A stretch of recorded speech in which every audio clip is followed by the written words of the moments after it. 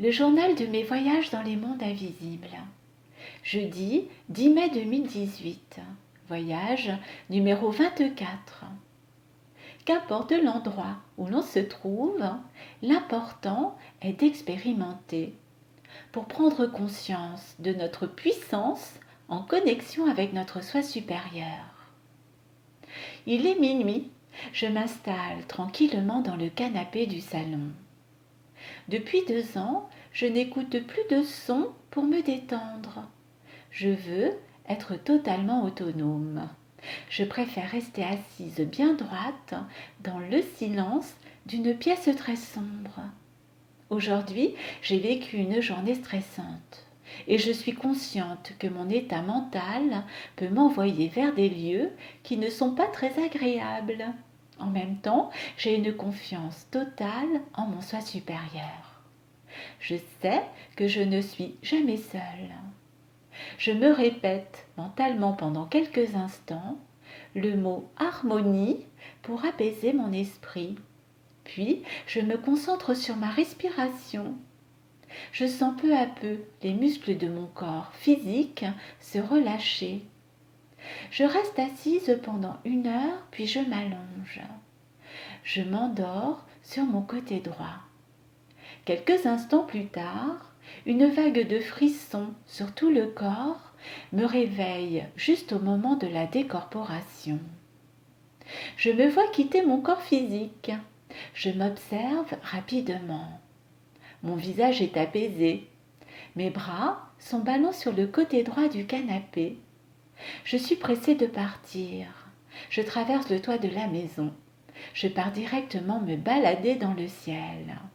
La visibilité est agréable, malgré l'obscurité de la nuit. Je me dirige vers une immense forêt. Les branches des arbres me fouettent le visage. C'est désagréable. Je m'élève davantage pour avoir une meilleure visibilité. Au loin, j'aperçois un immense halo lumineux de couleur blanche. Je m'approche à toute vitesse pour voir de quoi il s'agit. C'est une grande ville tout illuminée que je ne connais pas du tout. C'est étonnant. Je m'aperçois que dans cette réalité, je me déplace dans les airs, assise sur une sorte d'objet cylindrique en métal argenté, d'environ 1 mètre de long. Je n'arrive pas à comprendre de quoi il s'agit. C'est un drôle de petit véhicule que je dirige très facilement avec la force de mon esprit. Il fait nuit. L'ambiance de cette ville est d'une grande tristesse. Tout est sombre. La couleur dominante de cette atmosphère est le marron. Je ne vois personne.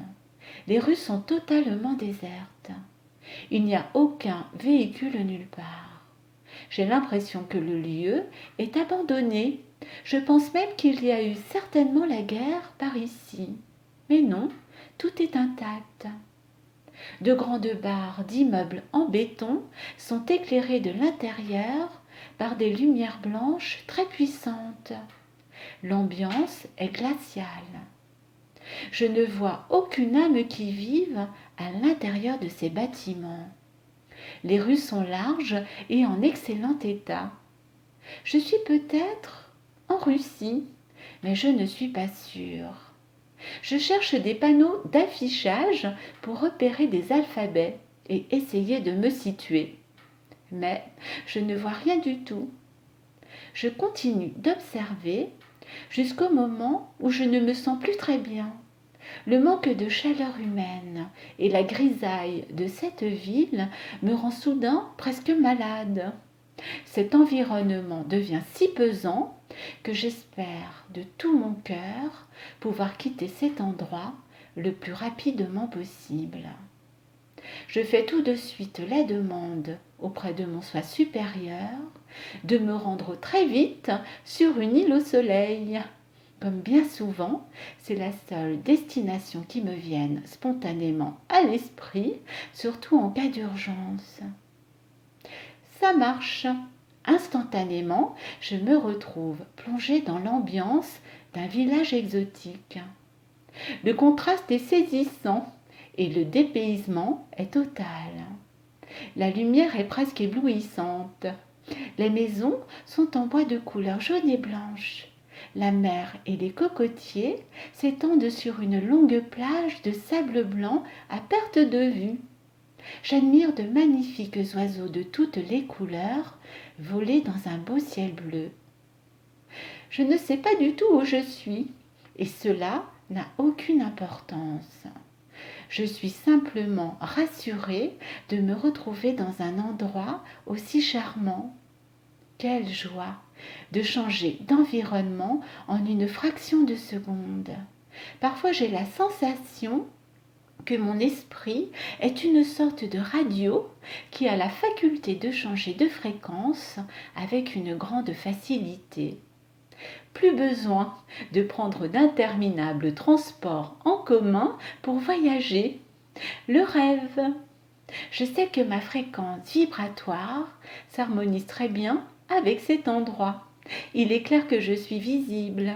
Mon sourire de soulagement interpelle le regard des personnes que je croise dans la rue. Je me promène dans une sorte de petite ruelle. Il y a foule. Les bistrots sont bondés. Une joyeuse cacophonie se dégage de ce lieu. Il me vient une idée. Je me dis que je vais consulter les menus des restaurants pour trouver des idées de recettes de cuisine exotique. C'est une bien mauvaise idée. Au moment où je commence à lire la carte, je fais appel tout de suite à mon cerveau physique et je me retrouve instantanément éveillée dans le canapé du salon. Mince! Quelle déception! Quelle idée de penser au travail lorsque notre conscience est partie en vacances. Fin de mon voyage numéro 24. À bientôt pour le voyage numéro 25.